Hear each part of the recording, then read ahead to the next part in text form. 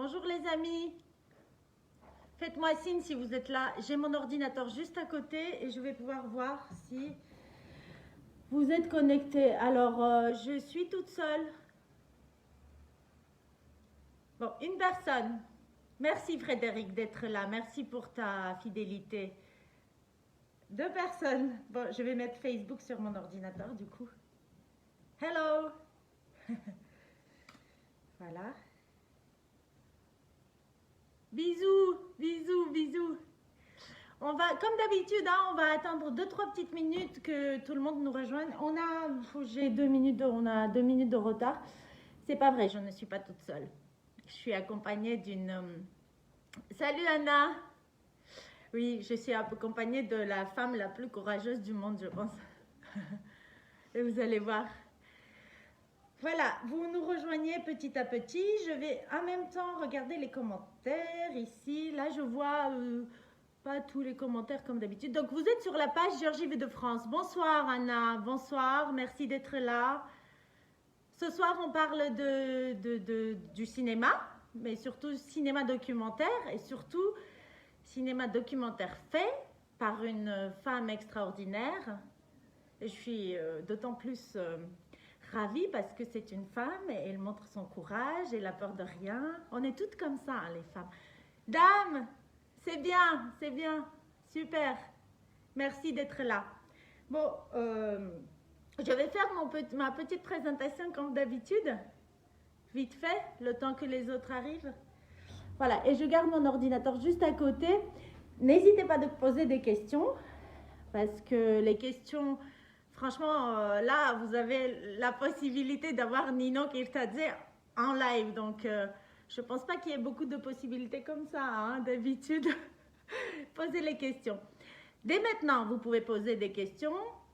Vous êtes sur pour ceux qui nous rejoignent, vous êtes sur la page Georgie V de France. C'est une page qui a été créée pour informer mes amis français sur les événements géorgiens en France.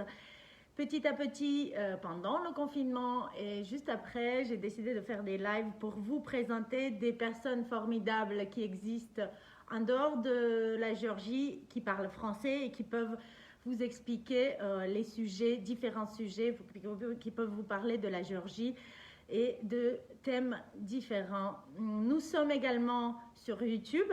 On n'a pas beaucoup de suiveurs.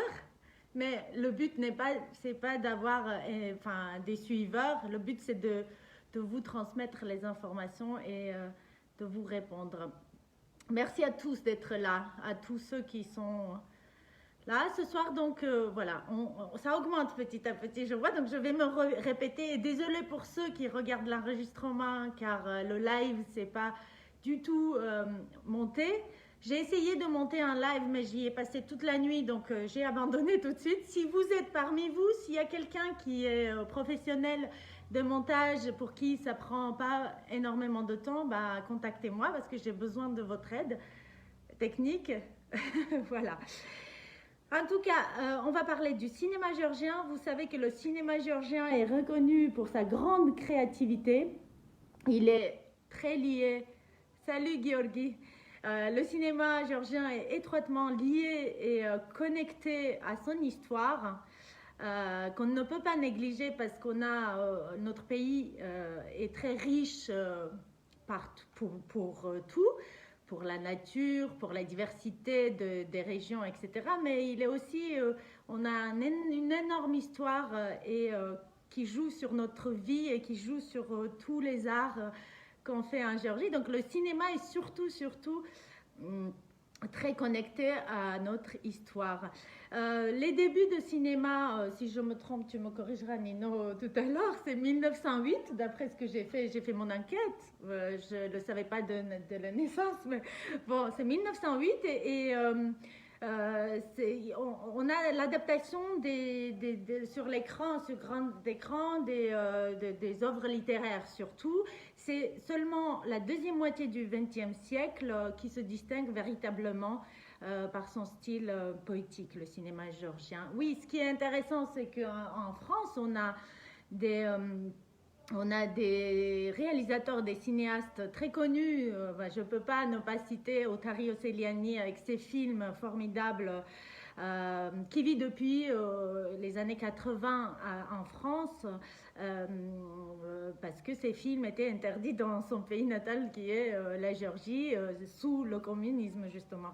On a Mikhail Kobaridze qui est décédé l'année dernière, dont les rétrospectifs, j'ai participé activement à ce que ça soit, à organiser la diffusion de l'information avec pour que ça soit à Paris plusieurs fois, je pense. Une fois c'était en 2002 et là il n'y a pas très longtemps il y a eu aussi une rétrospective de ce cinéma. Pareil, Mikhail Kobaridze était il se moque des clichés liés à l'imagerie socialiste, donc du coup il a été comment dire un peu censuré et puis il n'a pas pu vivre en Géorgie par rapport à ce qu'il disait via ses films. Alors, il est très important de mentionner que malgré ces censures qui existaient au temps du communisme, le cinéma géorgien de cette époque-là reste quand même porteur de messages très importants et il déjoue les censures et c'est pour ça que c'est très connu et c'est des films cultes finalement que nous avons dans le cinéma géorgien. Je pense qu'on est assez nombreux pour que j'aille droit au but avec notre invité. Oui, Temur Bablouani qui est aussi extraordinaire comme réalisateur, ça aussi. En tout cas, je suis très subjective, mais j'adore ces réalisateurs et j'adore une des réalisatrices aussi qui est à côté et que j'ai eu la chance de travailler avec elle. Ça, c'est vraiment, c'était une expérience extraordinaire. Oui, la nouvelle génération, il ne faut pas que j'oublie, la nouvelle génération est marquée évidemment des années 90. Moi, je vais vous donner, c'est subjectif aussi, hein, je vais vous donner les titres que j'ai beaucoup aimés. C'est Notre enfance à Tbilissi de Théona Grenade, Eka et Natia, chronique d'une jeunesse géorgienne qui retrace en fait les images de la société géorgienne dans les années 90 et comment ça se passait. Si vous avez Nana Ektumashvili, il faut voir ces films absolument, sans oublier le plus beau film de ces derniers temps. Et puis Nous danserons, réalisé par un réalisateur suédois d'origine géorgienne, Levan Akin. Là, c'est vraiment la bataille des générations et il y a de tout dans ce film. Il faut absolument le voir si vous ne l'avez pas encore vu. Et ce film a été comme une révolution en Géorgie, la sortie de ce film. Donc, c'est vraiment la bataille des générations. Donc, je vais passer à mon choix de cinéaste. C'est une femme, comme je vous ai dit, c'est une femme courageuse, belle, extraordinaire, Nino Kirtadze. Elle est reconnue internationalement pour son approche sensible et compatissante des problèmes difficiles et son sens visuel et intense. Et ces documentaires qui sont puissants traitent les sujets très controversés, mettant l'accent sur drame humain. Les portraits qui sont... Alors, pourquoi j'ai appelé ce live Nino, comment je l'ai appelé, Nino, une conteuse, une vraie conteuse, parce que au premier abord, quand on voit les titres de Nino, on a l'impression qu'on est dans les contes et qu'elle va nous raconter vraiment une histoire des contes. Et quand on regarde ce film, c'est vraiment raconté comme si c'était une conte, alors que c'est une vraie réalité. Et elle a ce courage de parler de cette vraie réalité. Nino, Kagima, just. Je l'accueille avec le vin de Géorgie, comme d'habitude, Nino. Attends, je vais... hop, on va faire comme ça. Hop, assez. Vous voyez bien, Nino? Voilà, Kagimachos, Nino. Kagimachos. Qu'est-il y a une Didi Matlovan, Didi Matlovan. Kagimachos, Chamokarkebo. Donc, aujourd'hui, on a toujours le vin commandé chez Ilia Kahoidze. C'est le vin ambré, avec sa couleur ambrée. Vous pouvez aller sur le site vous pouvez aller sur le site lepontcaucasien.com avec la réduction de moins 20%. Vous mettez pour avoir la réduction apéro 2020 tout en grand. Voilà. Nino, est-ce que je vais y aller? Tu aimes bien le vin, du coup, ce vin en vrai? Bah oui, il est vraiment très bon. Vraiment. Ah, tu as fait le sais? Ok. Ah, et tu as fait. Ah, bah, qui m'a dit. Délicieux. Vraiment. Notre public est là. Tu peux leur parler si tu veux. Bonjour, ravi de vous rencontrer virtuellement. Voilà, Nino. Alors, j'ai vraiment un immense plaisir de te recevoir encore. Merci. J'ai préparé quelques questions, mais finalement, je pense que comme d'habitude, je ne vais pas regarder mes questions. Tu étais enseignante de la littérature à l'université d'État de Tbilissi. Tu t'es retrouvée sur le champ de bataille dans les années 90 pour être comme correspondante de guerre à l'AFP. Et d'un seul coup, quelques années plus tard, on te retrouve dans un film formidable comme actrice. Tu peux nous raconter comment ça s'est passé, quand ça s'est passé, qu'est-ce qui s'est passé, tout ça. Comment tu t'es retrouvée dans le monde du cinéma et comment, tout d'abord, ce qui m'intéresse, c'est la Tchétchénie, c'est la Géorgie, tes années quand tu étais correspondante de guerre. Bon, ben c'est une... Je vais me mettre à côté. Hein. Oui. Comme ça va être plus... C'est une... Mais pourquoi tu viens pas très bien. Non, mais c'est une très longue histoire. Parce qu'on ne te voit pas là. Si, on va. Non, c'est une longue histoire parce que moi, j'ai fait des études littéraires, si tu veux. Et puis, au moment où l'Union soviétique a commencé à craquer, on travaillait sur le vieux texte. Ma spécialité, c'est le Moyen-Âge. Ah oui. Donc, ouais.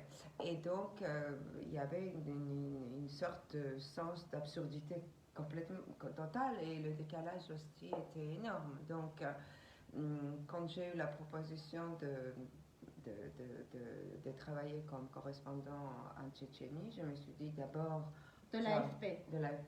Ça va me permettre de voir comment c'est la guerre quand c'est pas chez moi. Donc, et aussi, ça va peut-être m'apprendre autre chose. Donc, quelque part, il y avait ce désir, à mon avis, d'être un peu dans le réel et moins dans les magnifiques textes qui, en soi, étaient comme un filtre. Donc, voilà. Et tout en continuant de travailler à l'université et surtout à l'Institut de la littérature géorgienne qui est après devenu le centre de tous les événements politiques qui ont eu lieu, ou déjà il était peut-être, je pense qu'il était.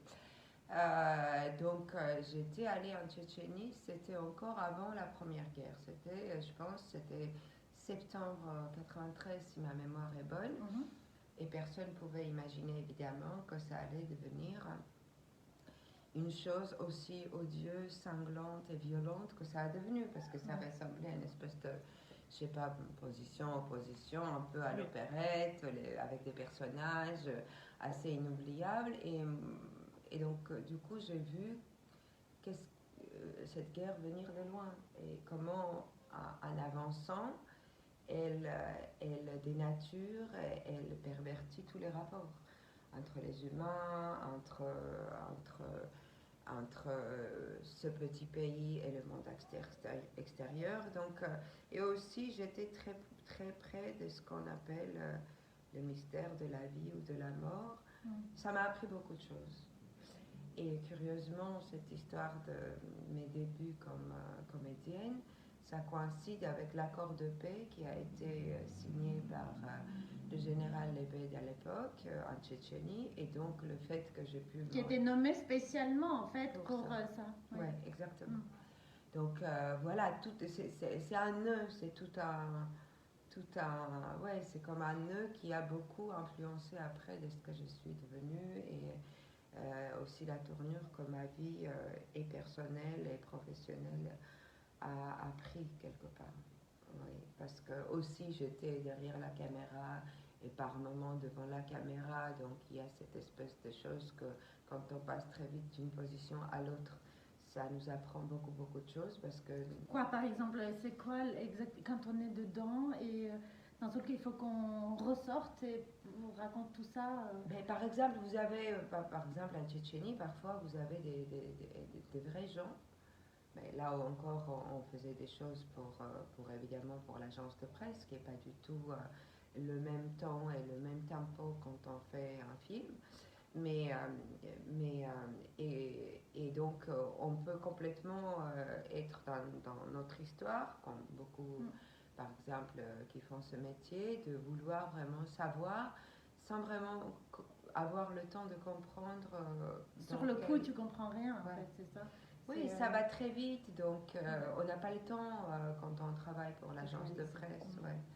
Donc, et le tempo est un peu différent quand on fait le film et quand on a le temps de regarder qui est vraiment devant nous.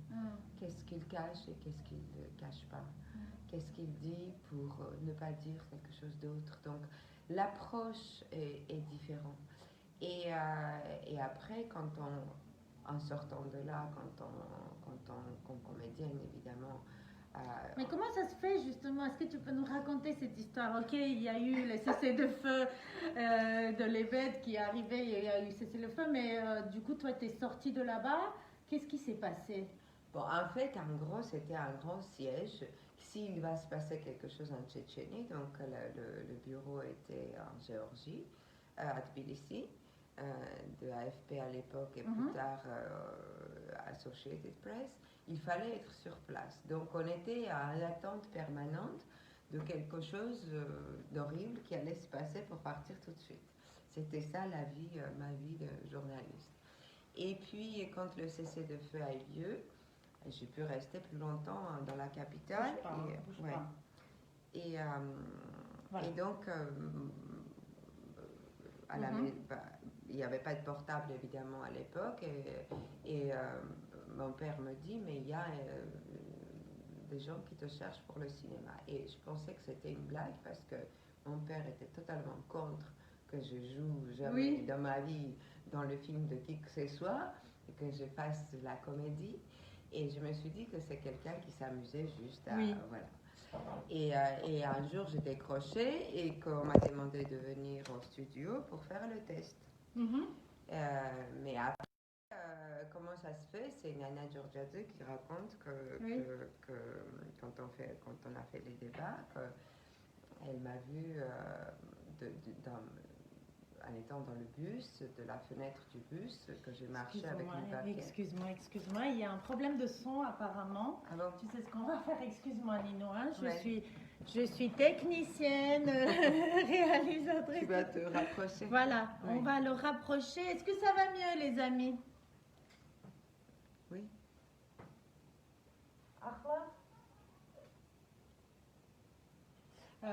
Oui, donc Nana Georgiadze qui raconte comment elle t'a... Du coup, on va l'enlever. Et donc, elle dit qu'elle m'a vue de cette fenêtre de bus et qu'elle a demandé à quelqu'un en marchant avec une baguette et en riant sur je ne sais pas trop quoi. Et donc, elle avait demandé à quelqu'un de me contacter. Oui. Donc, voilà. Et après, j'étais allée faire le test sans vraiment y croire. Et après, ils ont fait un autre test. Après, le producteur français est arrivé. Et donc, c'est un peu, voilà, c'est le hasard qui, quelque part, a décidé de beaucoup de choses.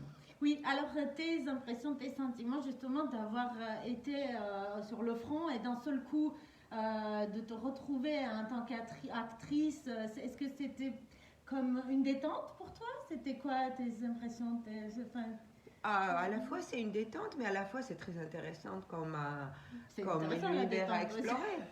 Parce qu'il y avait la première fois, il y avait la prise directe du son, ce qui n'est jamais arrivé avant. Donc avant, si on faisait, moi j'avais participé dans le film des amis à moi, entre le moment où on tourne et le moment où il faut pour synchroniser et avoir le son, on oubliait ce qu'on faisait, on ne savait plus, on essayait de lire sur le lèvre. C'est pas du tout la même chose. Non, ça n'a rien à voir. Non. Donc, en plus, il y avait Pierre Richard qui est arrivé, qui pensait qu'il jouait avec une grande actrice et j'étais un peu gênée parce que je me suis dit, est-ce que je l'ai dit tout de suite? J'attends un peu ou comment? Non, mais il y avait plein de choses comme ça, quoi. Et aussi, il y avait des choses à apprendre parce qu'il fallait quand même être un peu à la hauteur Oui. de choses. Mais du coup, comment tu as décidé de devenir réalisatrice des documentaires? Pourquoi tu as choisi documentaire? Tu aurais pu choisir, par exemple, tu avais vu les deux, La guerre, aussi le film formidable où tu as joué. Mais parce que justement, après la Tchétchénie, je savais que je voulais faire ça. Tu as compris en Tchétchénie que c'était ça? Oui, c'était ça que je voulais parce qu'il y a plein de choses en tant que journaliste. Quand j'étais là, je voyais, il y avait vraiment le trésor qui restait en dehors de l'intérêt.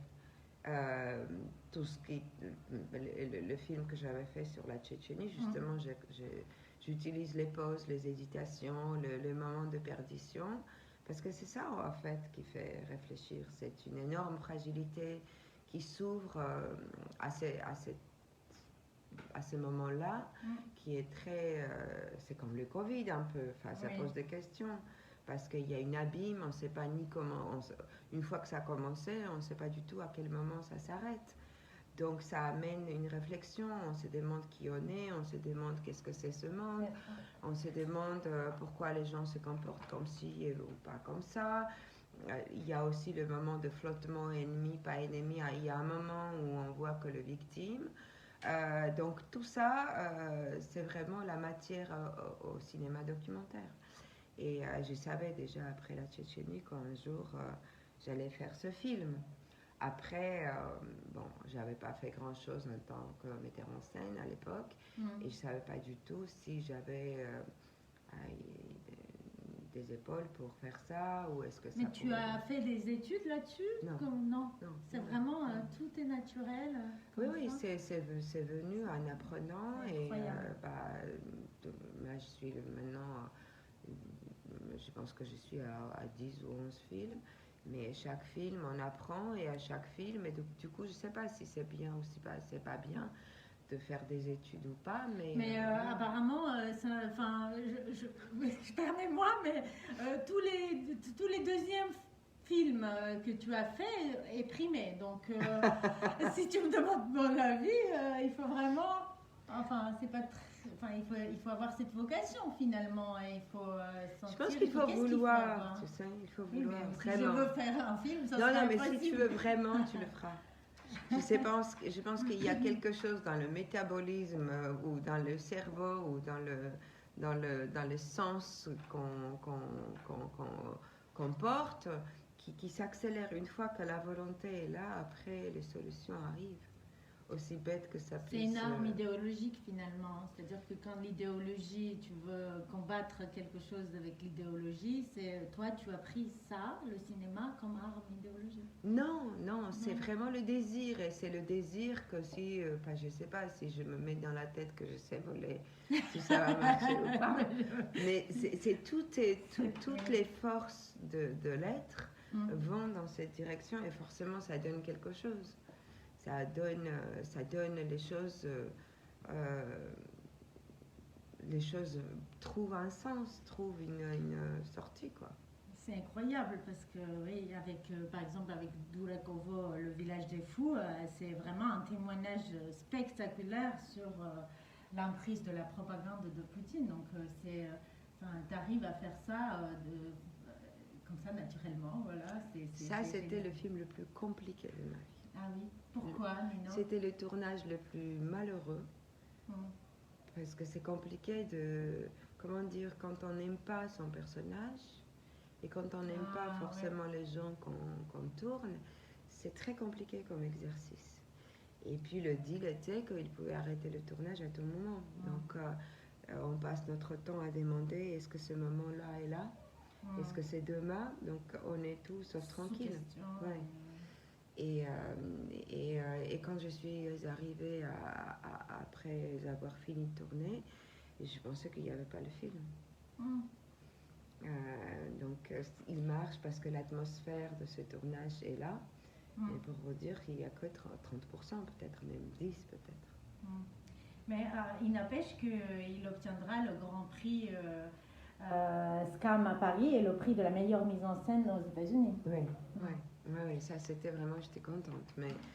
Mais bizarrement, je pensais que, voilà, que je passais mon temps à louper des choses parce que je ne pouvais pas tourner tout ce que je voulais, évidemment. Bien sûr, c'est Ouais. déjà ce que tu as fait, c'est énorme. Je trouve que c'est un courage extraordinaire.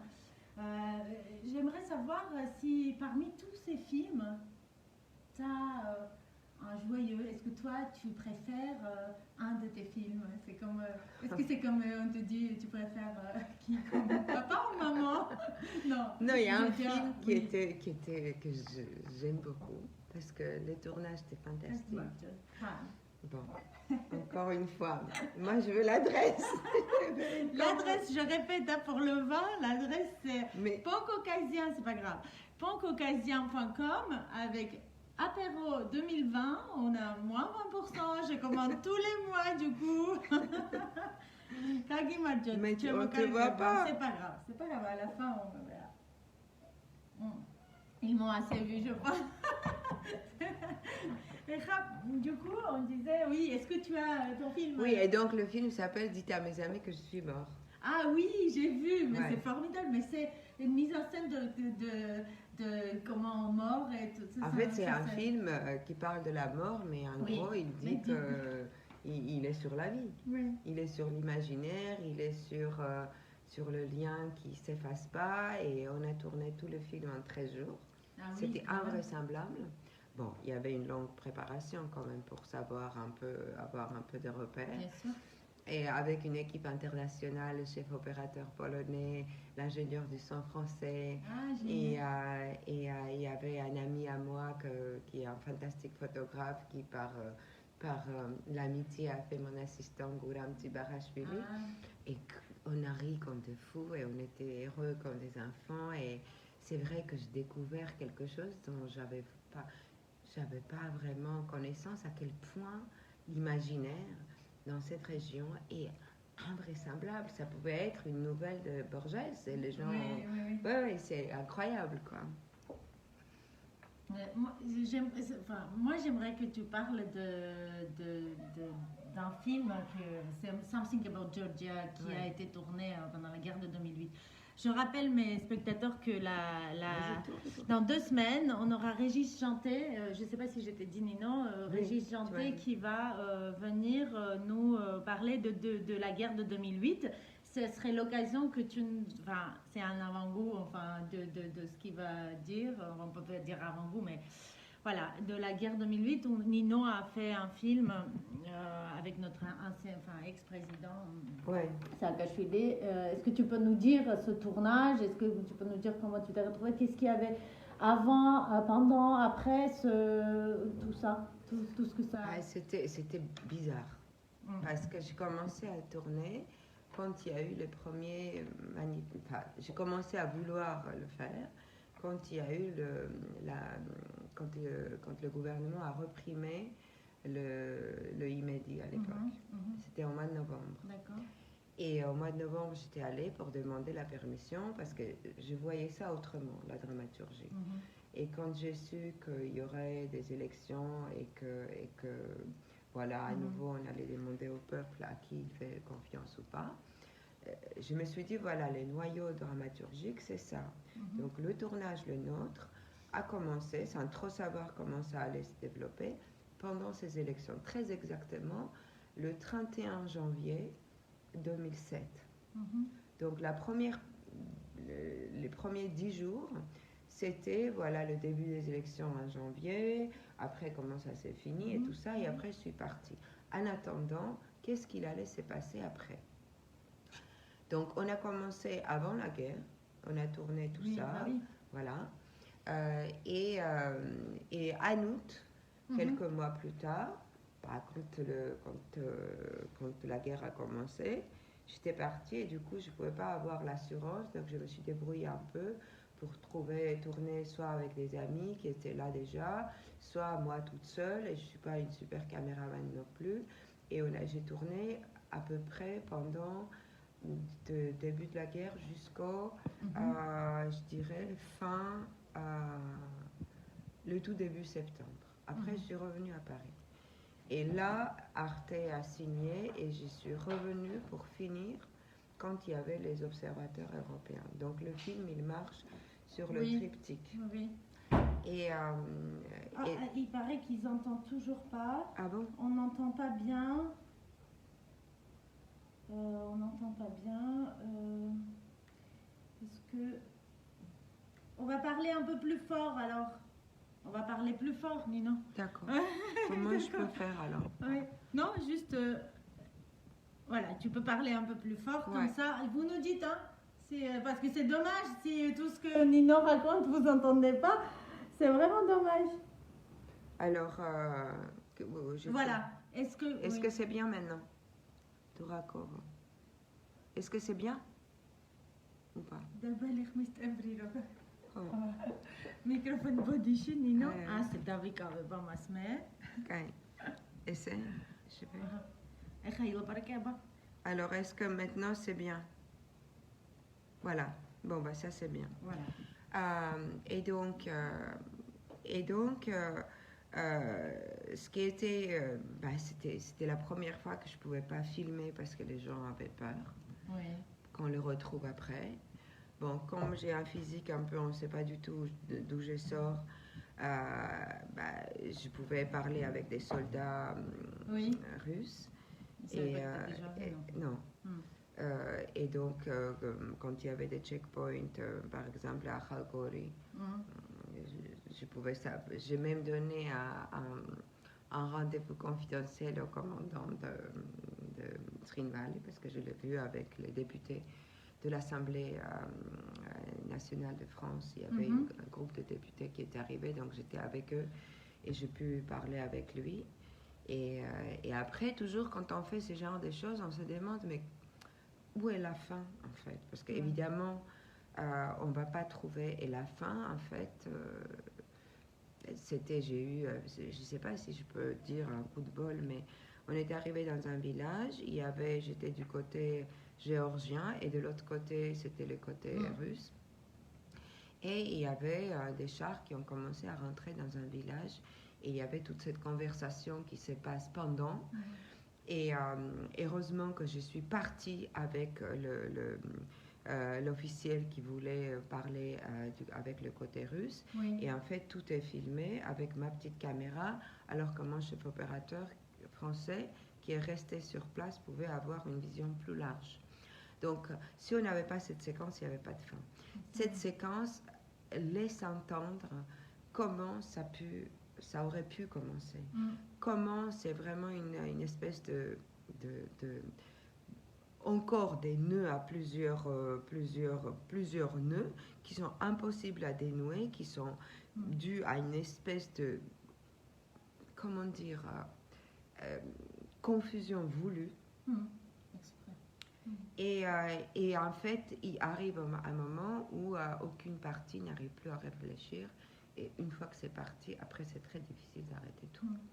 Donc, et c'est vrai que tout ce que j'ai entendu, même les choses qui ne sont pas dans le film, quand les femmes, par exemple, à Elkneti disaient que le soir, ils envoient les enfants et les jeunes filles parce qu'ils ont peur, parce que personne ne les protège. En fait, l'État n'était pas capable de protéger ses citoyens, même s'il y avait tout un défilé de dirigeants européens et américains qui passaient à Tbilissi, et même soi-disant c'était un soutien moral. Sur place, c'était pas du tout la même histoire. Et j'ai vu des choses qui sont vraiment extrêmement douloureuses et pénibles. Vous savez, même quand je faisais la Tchétchénie, la conclusion est la même. Quand on est petit, on ferme la gueule, quoi. C'est très mauvais d'arriver à ça, et malheureusement, à l'époque, j'étais jeune quand j'ai vu ça la première fois. Et pareil, parce que le monde, chaque pays se soucie de soi-même, et il n'y aura personne qui va se mettre en danger ou se créer des problèmes pour défendre que ce soit la Tchétchénie ou que ce soit la Géorgie. On en est toujours là. On en est toujours là, ouais. oui, bien sûr. Parce qu'en fait, ils avancent, l'occupation rampante avance, on perd de plus en plus de territoire. Il y a les gens qui se retrouvent finalement de l'autre côté de la Géorgie alors qu'ils étaient en Géorgie la veille. Enfin, c'est toujours la même histoire. Petit à petit, ils avancent là encore. Mais ce qui est intéressant aujourd'hui, par exemple, quand l'Europe a eu beaucoup de mal de signer cet accord et quand on se demande est-ce que l'Europe va tenir ou pas tenir, il y a ce petit virus qui met le monde entier sur la tête. En fait, voilà, quand l'Europe a été créée, c'était justement créé pour qu'il n'y ait pas de révision de frontières. Pour qu'il n'y ait pas cette espèce de chose qui est là depuis un certain temps, que ce soit Ukraine, que ce soit la Géorgie, que ce soit... C'est pas possible en fait. C'est pas possible. Soit il y a un principe et tout le monde le défend, soit il n'y en a pas de principe, parce que le flou artistique, ça marche pas. Même dans l'art, ça marche pas. Comme ça. C'est cadré. Ouais, c'est cadré. Exactement. Donc, à un moment donné, quand c'est pas cadré, bah, on arrive à quoi on arrive. Et dans le cas de Tchétchénie, regardez la Tchétchénie, ce que ça a devenu. Mais c'est invraisemblable. Bien sûr. Et même si c'est tout reconstruit et tout ça, j'ai pas mis le pied là-bas depuis, mais c'était un pays qui n'avait pas du tout les aspirations ultra-musulmanes, pas du tout. Mais quand j'étais là pour filmer pendant la Deuxième Guerre, c'était pas du tout la même histoire, du coup. Donc, voilà, après malheureusement, bon, j'ai pas une vision de grandes politiques, mais quand même, il y a un principe. On ne peut pas avoir demi-principe. Soit il existe, soit il n'existe pas. Soit le marché et le business est plus important et le reste, on dit, bon, bah, ça compte pas. Ou alors ça compte. Et que, si ça compte, bah, on y tient. Donc, voilà. Donc finalement, tu as vu le côté, enfin les couloirs du pouvoir, tu as vu aussi en tant qu'une citoyenne et en tant que réalisatrice qui faisait... le pouvoir, il n'y avait pas de pouvoir. Le pouvoir était complètement désarçonné. Non seulement le nôtre, mais aussi l'européen. Sarkozy a fait le voyage à l'époque. Tout ce qu'il a dit, ça n'a jamais été respecté et personne ne pouvait rien faire. Donc, voilà.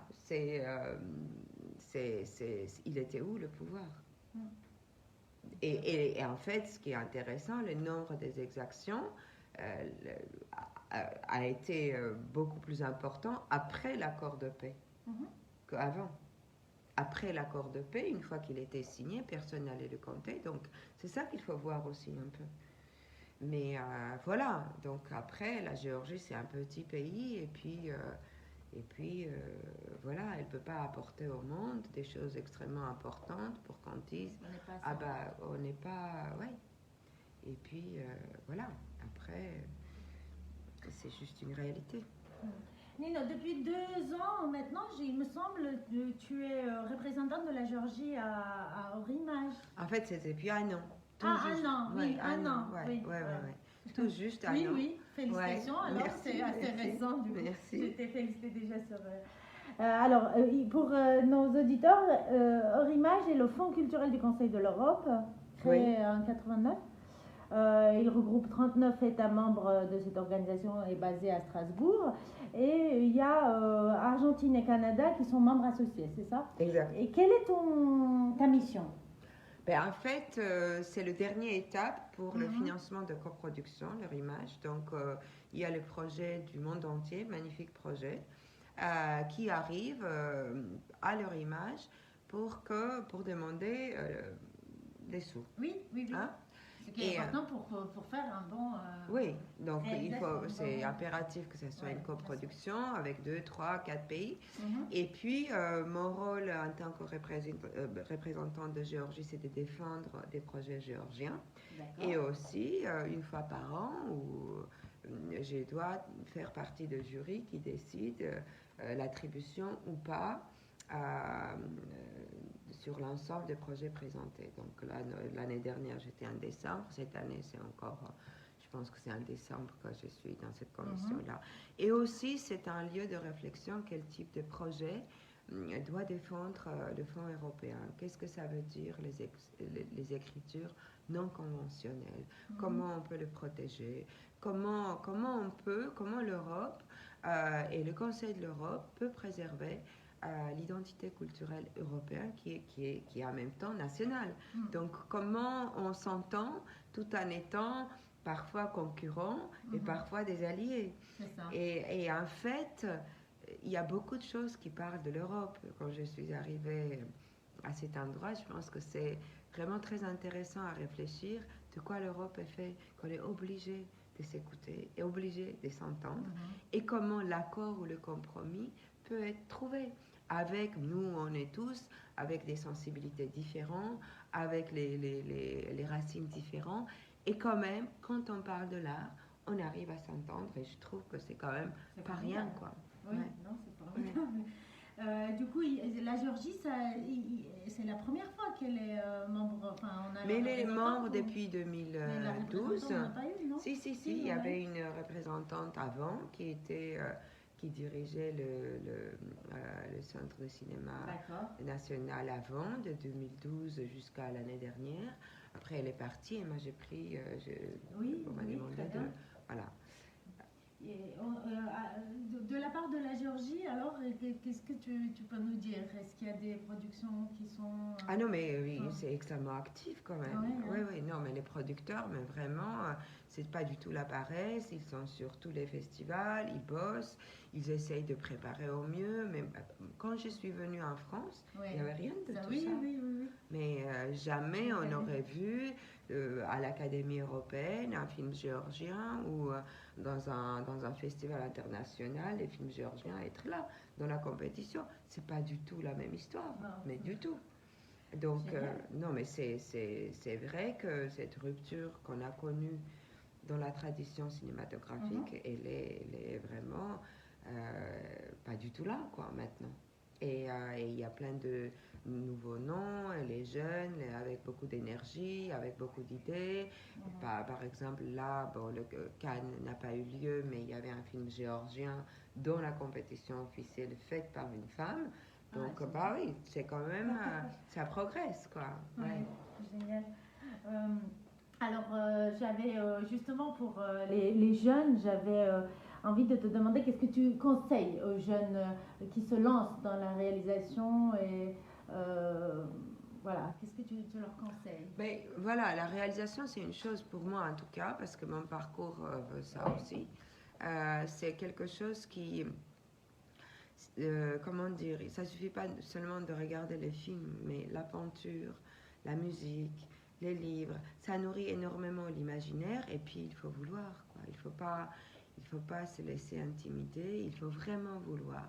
Et c'est beaucoup d'énergie, hein, parce que c'est très facile aujourd'hui de se décourager. Il y a aussi plein d'organismes qui n'existaient pas à mon temps, qui vous aident à un peu voir est-ce que vos script est bon, est-ce que vos personnages tiennent et tout ça. Mais en dehors de ça, il faut aussi savoir écouter et pas se perdre. Il faut savoir écouter, il faut savoir entendre, il faut savoir accepter, il faut savoir dire non. C'est ça, c'est important. Ah oui, c'est important, je pense, pour tout. Hein. Exactement, ouais. Pour tout. Ouais. Dans tous les métiers, si on a tout ça, c'est qu'on arrivera à quelque chose. À quelque chose. Super, Nino. Chitma Ambari, mon métal. Ah bah L'oiseau m'a apporté une nouvelle. C'est quoi? Il y a un projet de film. Ouais. Oui. Que tu as actuellement. Oui, et tu vrai. peux nous en parler ou c'est confidentiel? Non, c'est justement pendant le confinement, j'ai essayé de finir le scénario et que ça n'a pas du tout marché parce que je n'étais pas du tout inspirée. Pourquoi? C'était quoi le Covid aussi? Ça aussi, il faut que je te demande après. Mais d'abord, dis-moi. Non, mais c'est une histoire sur comment le mal surgit de nulle part. Ah, sur le Covid, tu vas dire? Non, c'est ça le sur, projet. Je ne rentre pas dans le détail. D'accord. Mais c'est un documentaire? Non, c'est une fiction. Fiction. Ouais. Ça sera ton premier film? Ouais. Ouais. Ça, c'est génial quand même. Oui, oui. Non, mais c'est un peu le projet, il est compliqué, c'est sur le mal, tu vois, c'est pas D'accord. drôle. Oui. Voilà.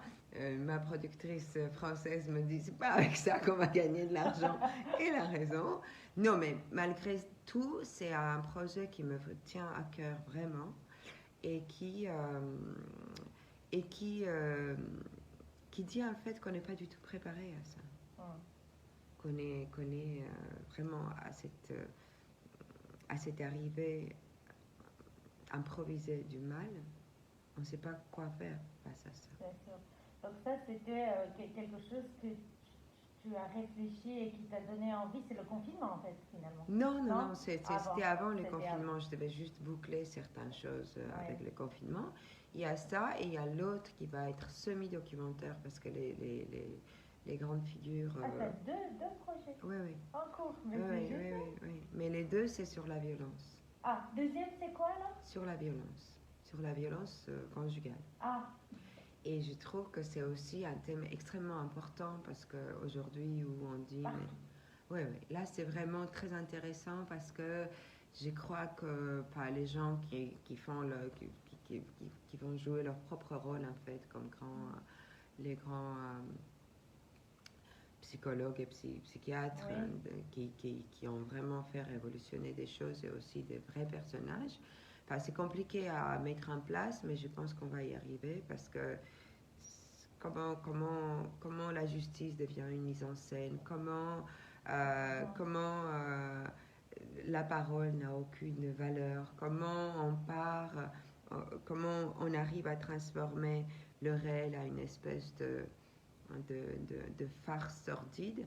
Je pense qu'il y a plein d'éléments qui parlent beaucoup et de notre société et de ce que ça veut dire être une femme et être un homme et de ce que ça veut dire justice ou pas justice, la parole ou pas de parole. Donc voilà, c'est deux choses sur lesquelles j'essaie actuellement de me concentrer. C'est ça que je viens juste de regarder les commentaires. J'ai une question. Ah, vas-y. Être une femme, est-ce une difficulté supplémentaire ou un avantage? Je pense que ça dépend de point de vue, hein.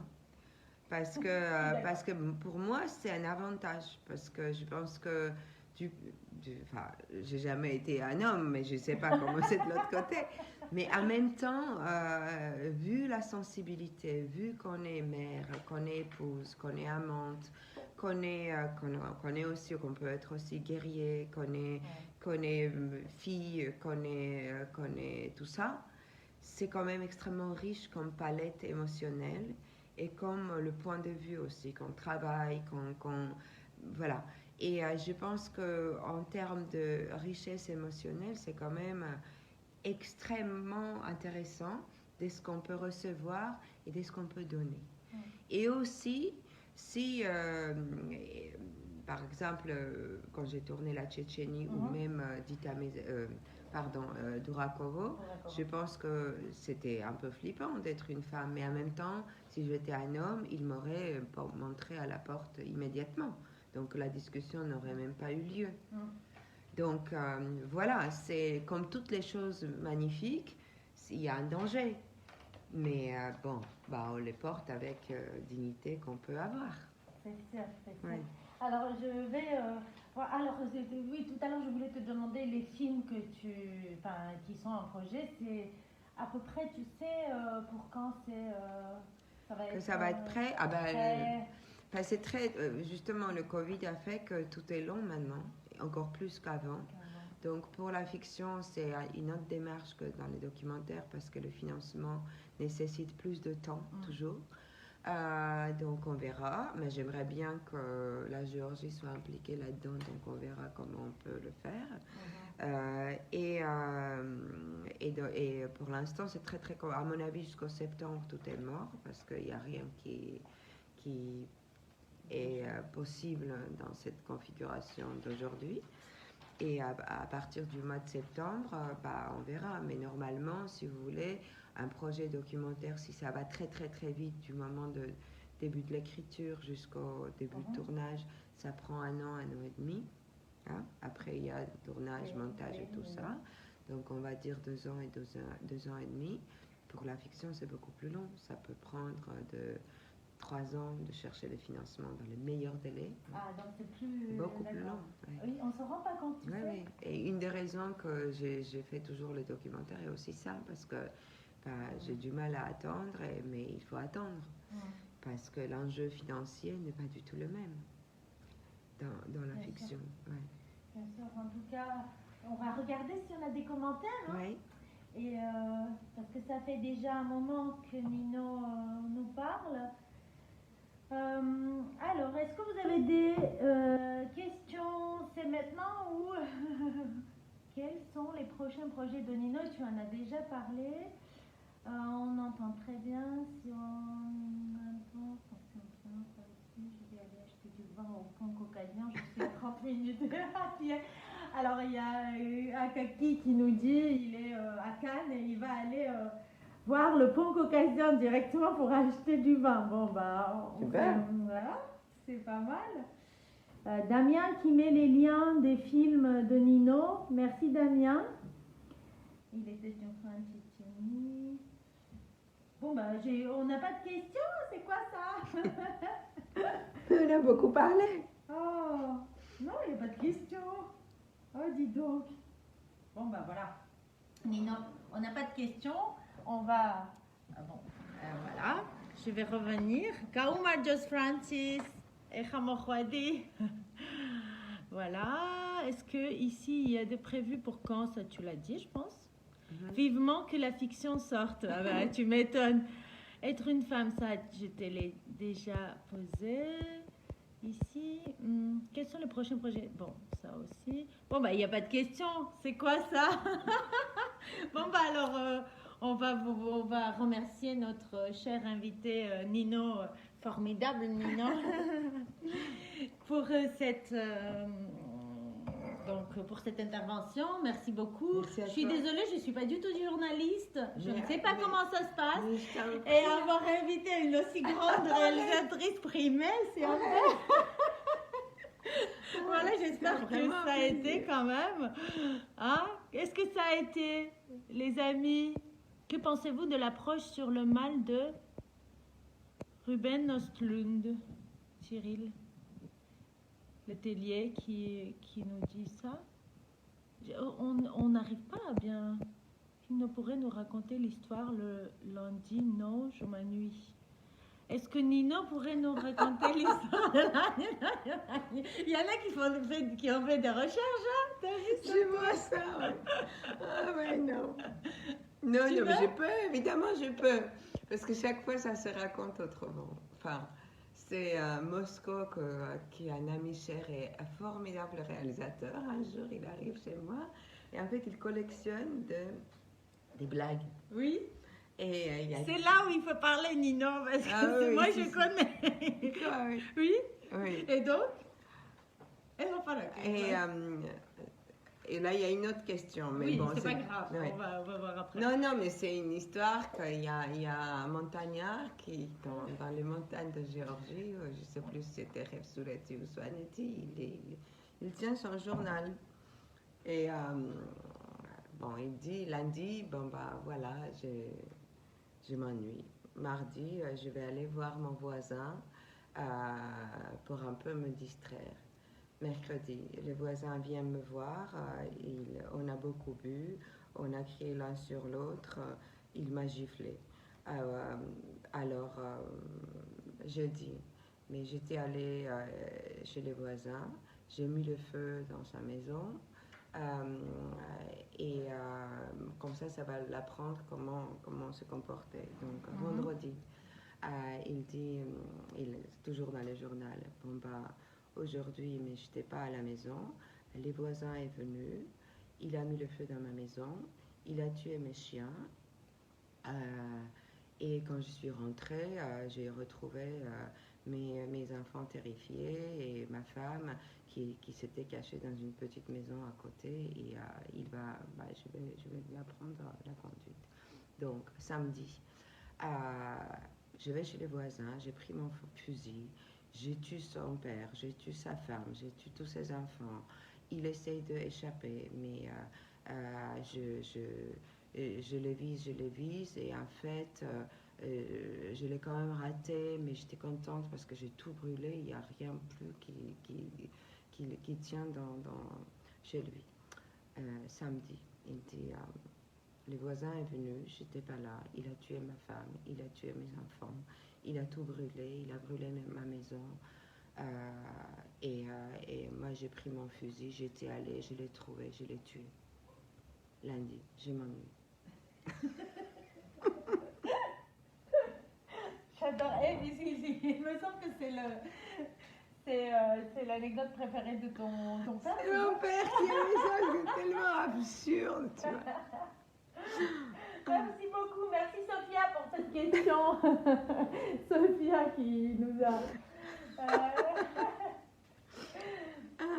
Alors, on a encore Samuel qui te pose la question. Ici, une question. Nino, comment vois-tu la Géorgie dans les 10 prochaines années? Au niveau cinéma, je pense, non? Je sais pas, mais c'est compliqué, hein, parce que non seulement, je sais même pas ce qui va se passer en septembre. Alors. Vraiment, là, on voit plus rien. Je pense que j'arrive au point où je fais même plus, comment dire, des spéculations, qu'est-ce qui va se passer, parce qu'on apprend à vivre du jour au jour. Et c'est vrai qu'avant, peut-être que j'aurais dit ça va être comme ci, comme ça, mais franchement, je ne sais pas, pour ne pas mentir, aucune idée. Alors, il y a Akaki qui nous dit elle était tellement passionnante qu'on a oublié de l'interroger. C'est vrai, je suis d'accord. Elle est magnifique, merci de l'avoir invitée, Anna. Alors, oui, et raconter avec le sérieux de Nino, c'est top. C'est Damien. Gocha, Nino resplendissante comme d'habitude. Alors oui, super live, Daniel qui nous écrit oui, super live, mais il faudra prolonger jusqu'à minuit des thèmes trop longs à développer. En tout cas, très intéressant, un grand merci.